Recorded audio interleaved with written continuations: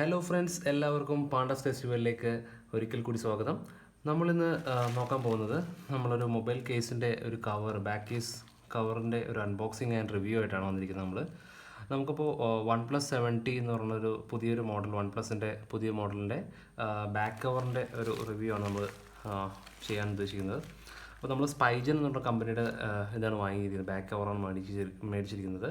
Rugged armour എന്ന് പറഞ്ഞൊരു മോഡലാണ്. സോ നമുക്കിത് തുറന്ന് നോക്കാം. അവിടെ കട്ട് ചെയ്ത് വെച്ചിട്ടുണ്ട്. ഓക്കെ, നല്ലൊരു കവറിലാണ് ഇത് വന്നിരിക്കുന്നത്. Smart phone case something you want, അത് ടാഗ് ലൈനാണ്. OnePlus 70 rugged armour. ഓക്കെ, നമുക്കത് തുറന്ന് നോക്കാം. നല്ല റിവ്യൂ ഉള്ളൊരു പ്രൊഡക്റ്റാണ് കേട്ടോ. സ്പൈജൻ എന്നുള്ള കമ്പനിയുടെ നല്ല റിവ്യൂ ഉള്ള ഒരു കമ്പനിയാണ് ഇവർ.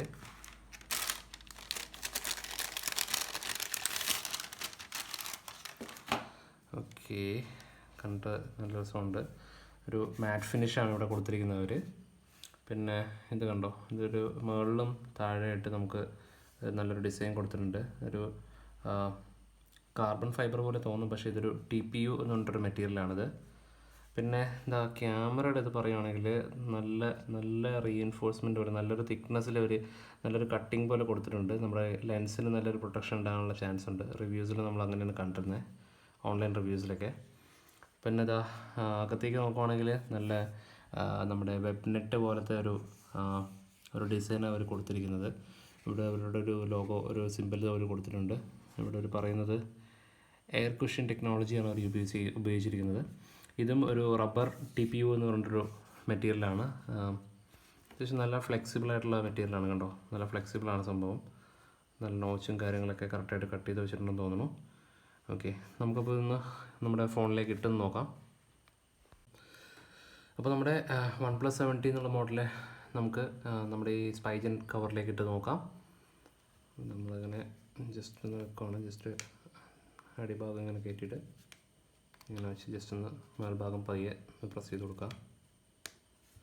അപ്പോൾ കൊള്ളാം, വാവ്, നല്ല ഫിറ്റാണ്. ഇതുണ്ടോ, ബാക്കിൽ നമ്മുടെ ചാർജിങ് പോർട്ടൊക്കെ കറക്റ്റ് കട്ടിങ് ആണ്, നല്ല ഷാർപ്പ് കട്ടിങ് ആണ് അവർ ചെയ്തിരിക്കുന്നത്. പവർ ബട്ടണിന് നല്ലൊരു റബ്ബർ കോട്ടിങ് കൊടുത്തിട്ടുണ്ട്, കാണാൻ തോന്നുന്നു. കൊള്ളാം. അതുപോലെ നമ്മുടെ ആ സൈലൻ്റൊക്കെ ആക്കുന്ന ആ ബട്ടൺ ആണ് വെച്ചിട്ട് നല്ലൊരു ഗ്യാപ്പ്, കറക്റ്റ് ഗ്രൂവ് കട്ട് ചെയ്ത് വെച്ചിട്ടുണ്ട് അവർ.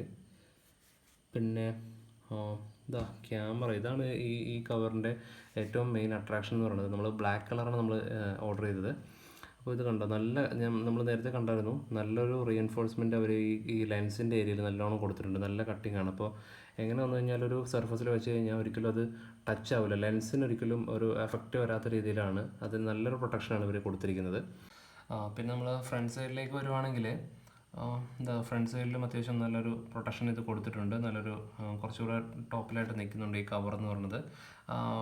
ഇതിൻ്റെ ഗുണമെന്ന് പറഞ്ഞു കഴിഞ്ഞാൽ നമ്മളിത് ഇങ്ങനെ ഒരു സർഫസിലേക്ക് ഇങ്ങനെ ഫെൽ ഡൗൺ ചെയ്താലും ഇതിൻ്റെ സ്ക്രീൻ ആദ്യം പോയിട്ട് ടച്ച് ചെയ്യാനുള്ള ചാൻസ് കുറച്ച് കുറവാണ്.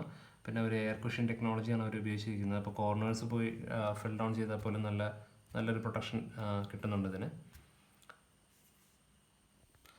ഓക്കെ, പിന്നെ ഒരു കാര്യം എന്ന് പറഞ്ഞാൽ നമ്മൾ പറഞ്ഞത് ബാക്കിൽ നല്ല മാറ്റ് ഫിനിഷാണ് അവർ കൊടുത്തിരിക്കുന്നത്. അതുപോലെ തന്നെ സൈഡിലും അവർ മാറ്റ് ഫിനിഷ് തന്നെയാണ്, ആ ഒരു സോഫ്റ്റ്നെസ് തന്നെയാണ് കീപ്പ് ചെയ്തിരിക്കുന്നത്.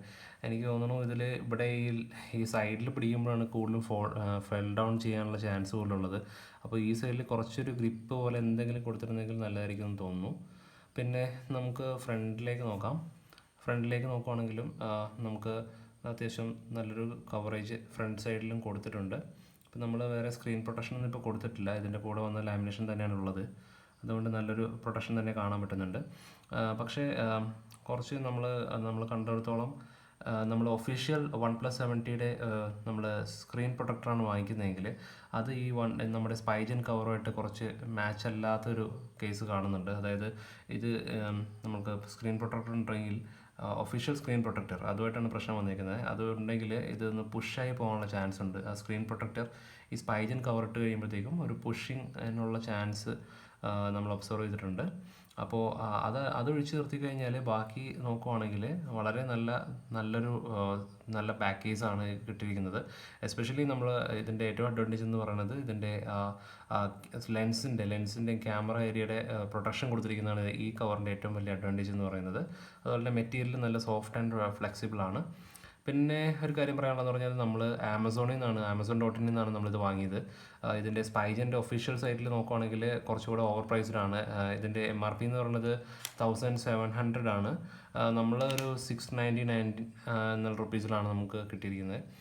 കുറച്ച് നാൾ മുമ്പ് ദിവാലി സെയിൽസിൽ 499 അവൈലബിൾ ആയിരുന്നു ഇത്.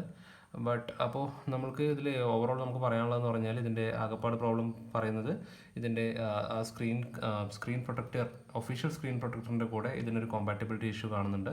അതുപോലെ തന്നെ നമ്മുടെ ഈ സൈഡിൽ നമുക്കൊരു ഗ്രിപ്പ് ഉണ്ടായിരുന്നെങ്കിൽ കുറച്ചുകൂടെ ബെറ്റർ ആയിരുന്നു. But it's still okay. Otherwise it's a good product, good quality product. Okay, so thanks for watching. By.